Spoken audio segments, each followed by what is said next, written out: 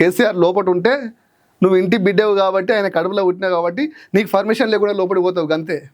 అంతకుమించి నువ్వు ఎక్కువ ఊహించుకుంటే జయలలిత పొంటి ఓ అక్క ఉండే కదా, శబదాలు చేసే కదా, ఆ అక్క కంటే పెద్ద ఏం కాదు. నువ్వు ఓపెన్గానే చెప్తున్నా, ఏం వెనకపోయే ప్రసక్తి లేదు.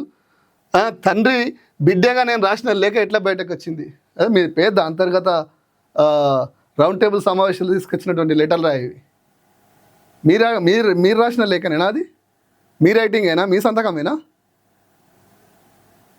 అమెరికాలో కూర్చొని సొంత ఐడెంటిటీ కోసం ఏం చేయించినావు?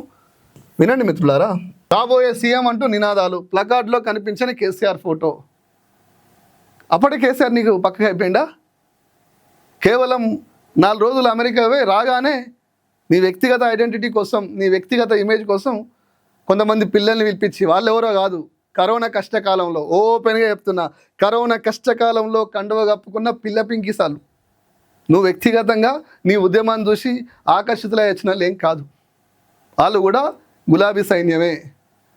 ఒక్కసారి కేసీఆర్ ఈ ఇష్యూ మీద మాట్లాడితే మళ్ళీ నువ్వు ఒక్కదానే మిగులుతావు.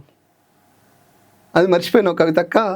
అందరిలెక్క నేను తైతక్క అనా కానీ నీకు తల తిక్కున్నది ఒకసారి గుర్తుపెట్టుకో, అది తగ్గించుకుంటే మంచిది అంటున్నా.